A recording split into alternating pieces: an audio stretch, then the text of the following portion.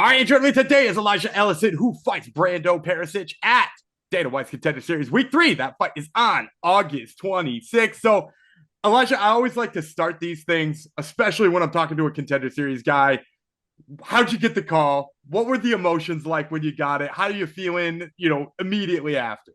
Dude, I've had dreams. I mean, to be fair, I've only started fighting. Like I've been fighting for only 2 years and like 3 months. So, like I had dreams though, like back in December, of me like winning contender. So it's like, bro, it's gotta come true. And I think we found out in March. Sorry, the cars are flying by, but I think we found out in March. And literally the Monday before, on Monday, I had a dream. This white guy came up to me and was like, "Hey, man, they're signing for contender," and I had just beat a hard opponent, at least in my region. So I was like, "All right, this has got to be coming soon." And then that following Thursday, my coach, we got done because we train 3 times a day. We got done with our morning session, and my coach was like, "Hey, man, we got the call."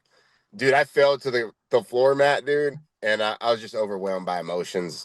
This is like, I think what every fighter's like pinnacle is, like just fighting at the highest level possible. So, just to be able to get that call and even attempt to try, it's a blessing. And so now tell me about this journey too, because like you said, you've only really been fighting for a couple of years, a little over a couple of years.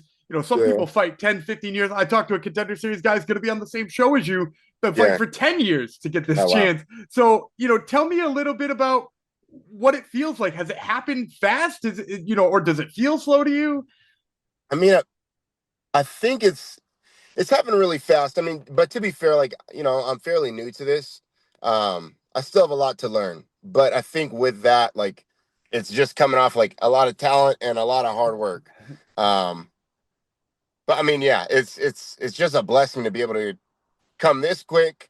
I mean, this is me and my coach's vision. We'd fight amateur for a year, and then a year after that, we'd hopefully be trying to get into the UFC after we turn pro.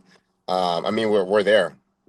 So it's kind of unbelievable, and in a sense, and a lot of people don't make it. It's a blessing. So So talk to me a little bit about making that like plan with your coach, right? Because highly esteemed coaches up there in the yeah, yeah. Pacific Northwest anyway. But like he comes to you and you saying, "Yeah, I want to fight," and he's like, "Yeah, in 2 years we'll be in the UFC." Dude, Uh, no, I freaking I so I was a police officer at the time, and I was coming into his jits or into his gym doing Brazilian jiu-jitsu. And I was like, we had a jiu-jitsu competition coming up. And I was like, hey, man, like, I want to compete. He was like, oh, you want to fight? I was like, hell no. And I was like, ah, I want to do the jiu-jitsu competition. He was like, ah, man, you should think about fighting. I was like, dude, I'm a cop. I make enough money as it is. I'm not going to get punched in the face to make money. And like, I won that jiu-jitsu competition. Then I got subbed in the last round. And I was like, you know what? Like, I think I can do this. Um, and so I had some time come up when I was in law enforcement, some time off. And so I took my first fight. I won it. And I kind of got like, I think winning, you can kind of get high on that experience of winning. And I was like, I think I can do this. And so I left law enforcement behind and kind of dove like nose in or head in, however you say it, whatever. And my coach, like, he just laid out this plan. And if you know, like, I trained with Chase Hooper. He laid the same plan out with Chase, like pro by. I'm a lot older than well, I'm a lot older now, but like at Chase was like pro by 18, UFC before 21, and they were able to do that. So my coach he's really good at getting you to get behind his plan, believe in yourself, and just work your ass off to get to where you want to go. And like we've been able to do that, and so yeah, it's awesome. And so tell me a little bit too what it's like being around Chase Hooper, Rick Little, all these people who have been, sort of at the highest high of the, you've gotten to walk out in a UFC fight, right? Like it's not like this is going to be jitters for you. It's actually going to be a smaller arena. So Yeah, is that yeah. like a calming force for you as you walk towards this big moment? I think, and it's I think it's very humbling, like being able to like corner chase every fight, being able to kind of be in that experience and walk out with them. Um, I think that's also what kind of made me like visualize me getting to the UFC is like looking at him and getting excited, like, all right, this is what I want to do. I think a lot of guys though, they typically think because I train with a UFC fighter, because I corner him, I'm going to make it, or I'm going to be just as good. And that's not the case, bro. Like there's been a lot of hard work put into this. So yeah, I mean, it's been awesome. It's kind of being in familiar area because Chase has fought at the Apex like a couple of times. So I've been at the UFC PI. I've been at the UFC Apex. I want to say it's familiar. I've just never fought on that stage, and I've had the blessing of being able to fight at like some pretty big casinos, which I know it's different, but still, where you're fighting in front of 2,000 people, fighting in front of at the UFC Apex where it's only like 300 people. I hope it's not going to be as bad. So we'll see. Well, now I want to talk about all that training and work you put in too, because you just mentioned you come from a law enforcement background. You were doing jujitsu tournaments. But dude, I've seen you fight. The last couple of fights has not been jujitsu. The last couple of fights has been the hands. Hey, no, has it been an easy transition? Like, talk to me about why I'm not seeing the jujitsu. No, dude, I always say jujitsu's fake, just to piss the jujitsu people off. I just don't.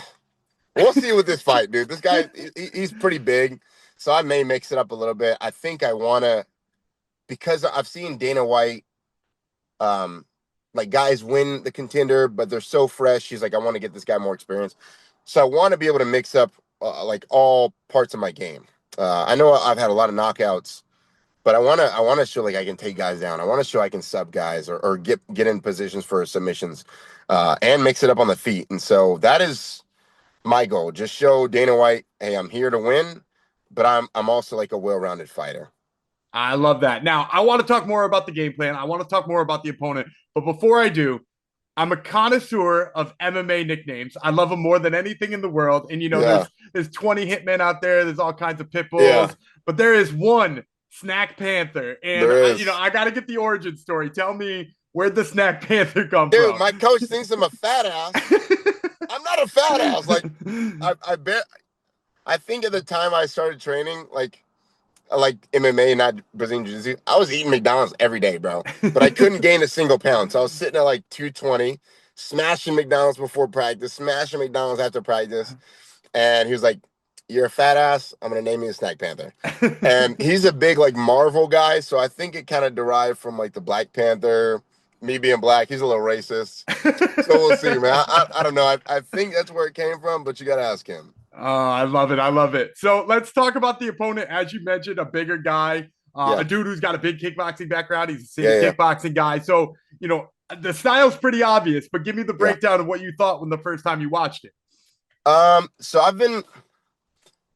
So with the fight being 3 months out now, I think when we signed, I was like, I'm not, because I watch my opponents. If I watch them too early, I just get jitters.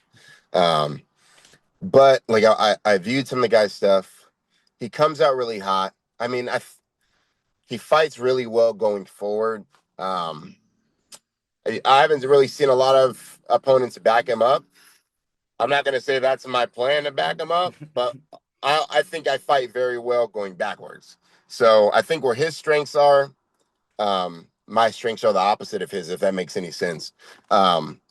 But also, I have a jiu-jitsu background. A lot of these city kickboxing guys, respectfully, I just don't think they're used to a lot of groundwork. I mean, if you see like DDP and Israel, like those are amazing fighters.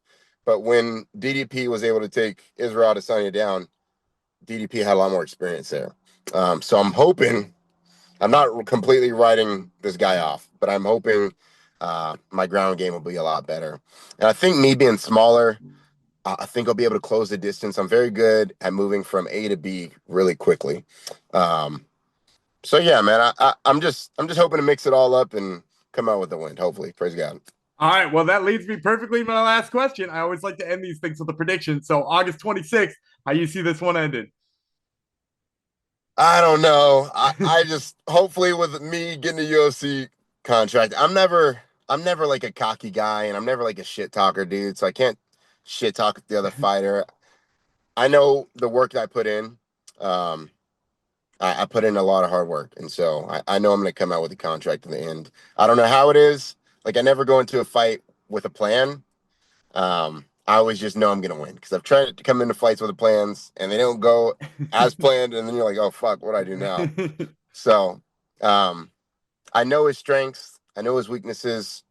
Just keeping that in mind as soon as I step in the cage and as soon as we touch gloves, if we do, and then coming out with a win.